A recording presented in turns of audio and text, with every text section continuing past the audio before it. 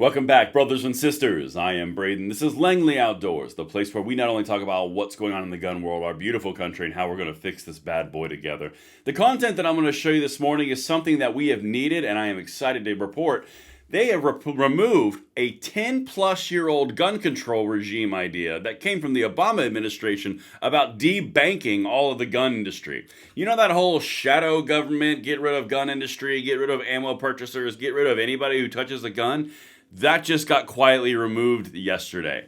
Guys, this is a big one. Everything will be linked in the description box below. I can't wait to hear what you guys think. And of course, make sure you hit that like button, subscribe to the channel, turn the notification bell on so those pesky YouTube algorithms don't accidentally unsubscribe you from your freedom prescription as we march forward for this and the next generation. Let's get it, people. This is a big one. And it's just in time because I needed something good other than the whole ghost gun thing, because that was just plain annoying. However, when I'm looking at the entire spectrum of what we're doing with our gun rights fight, this is a great thing going in the right direction. All right, at Braden LOA on X if you want to follow me. That's where all of this stuff is discussed. But let's get into it. This is from GOA. This is a huge win. Eliminating these financial attacks by the FDIC has been a high priority for GOA and our members. Second Amendment related companies should not be discriminated against. Well, yeah, no kidding. The fact is they are. And they shouldn't. But here's what they're referencing. This is a really, really big one, guys. The FDIC will eliminate reputational risk from regulatory standards. Since President Obama began Operation Choke Point, Democrats and anti-gun financial institutions have weaponized reputational risk to debank the gun industry. Now, if you're not familiar with what this is a background deplatform isolation weaponization tactic against gun manufacturers and gun sellers to basically push them out of the banking system so that they couldn't exist. It was gun control around that back door. This is something that's incredibly important to understand. I'll show you a few more things I've got pulled up here, but this is what they were trying to do since 2013. All right? Listen to this. Washington. The Office of the Comptroller of the Currency today announced that it will no longer examine its regulated institutions' reputational risk and is removing references to reputation risk from its comptroller's handbook booklets and guidance issuance. Translation.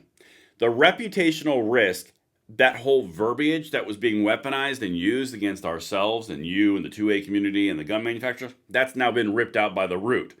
That's how you deal with tyranny. You just go back to the source of how they're attacking us and you rip it out completely. This is a really big one, all right? Today's actions support the OCC's mission and its supervisory objectives to ensure that banks have appropriate and strong risk management processes for their business activities, treat customers fairly, and comply with applicable laws and regulations. Let me read the next one and I'll show you a little bit more. The OCC's examination process has always been rooted in ensuring appropriate risk management processes for bank activities, not casting judgment on how a particular activity may fare with public opinion. The OCC has never used reputation risk as a catch-all justification for supervisory action. Focusing future examination activities on more transparent risk areas improves public confidence. Well, yeah, I mean, when you're manipulated and abused by the way you were through this Operation Choke Point underneath the Obama administration and then continue through the Biden administration, yeah, you got some ground to make up on the not weaponizing and bad perception piece. But fairness where fair goes, this is a good starting point. The reputational risk is no longer a consideration, and that's just the same tweet right there. But now, let me show you what Operation Choke Point was, and this is why this is so important. I say it all the time. Our gun rights fight does not happen in a vacuum. This is a good example of what happens on the outside and how they pull the levers of power to go after gun rights, and now we're pulling them back. All right? Watch this. Let me zoom in a little bit because this is a little small. There we go. This is a serious abuse of regulatory power. Unfortunately, you would be wrong to assume that this is the first attempt to debank an entire industry. Yeah, in the gun world, we see it all the time. Beginning in 2013, Obama's Department of Justice enlisted bank regulators in the first iteration of Operation Choke Point. Obama's Operation Choke Point targeted gun manufacturers, payday loan companies, our energy industry, and other businesses in legal industries that were disfavored by the Obama administration. This is not just the gun world. This is the energy. This is oil. This is this is payday loan companies. This is all businesses that the left did not like. They weaponized the FDIC against them. It has now been removed. Their plan was straightforward. Use the prudential regulator's authority to threaten supervisory action against banks who chose to provide services to these industries. Don't bank with gun companies or you'll get hit with reputational risk, which means you won't be able to have access to funds, which means you won't be able to bank. So basically, threatening the gun companies for sustaining a legal Second Amendment supporting activity, or oil, or any of these organizations. This is the weaponization of a federal progressive government. That's what he was doing. After that, the bank has an ultimatum. Continue to bank these customers under the looming threat of scrutiny or comply with the regulators' demands and remove that line of business from their books. Anything remind you of, Bank of America, where they didn't do any type of business with gun dealers? Yeah.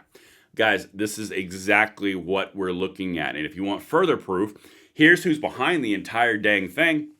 This is from Elizabeth Warren's website. This is all progressive, all big government, all nanny state tyranny.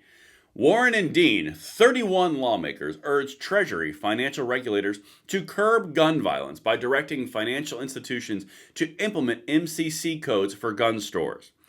This is not just an isolated incident of the Obama administration. It's also happening at the Senate level with the Elizabeth Warrens. The far left progressives, by the way, Obama was a far left progressive. Elizabeth Warren, far left progressive. They are using the long-term strategy of leveraging all the pieces of power in Washington, D.C. to erase the gun rights industry, but by doing things like this, starting with the MCC codes on credit cards, starting on different codes on tracking on where you're going to buy all your goods, starting with Obama in 2013, basically saying Operation Choke Point, you can't do business with people who I don't like their industry. Guys, GOA is celebrating this because the FDIC is no longer using reputational risk. This is how we win in the long term. This is how we continue to fight day in and day out. Now that the reputational risk has been removed, banks and other institutions don't have that looming over their head from the federal government in the executive branch, so they don't have a reason not to engage in business where they would make money. The entire point was to make the litigation and the liability so great that it wasn't worth the money. The money wasn't worth the risk. Well, now that's been removed by the FDIC underneath the Trump administration. So guys, make sure you follow me at BradenLOA on X. This is a big win right here. And of course, everything will be linked in the description box below. Can't wait to hear what you think, and I'll see you on the next one.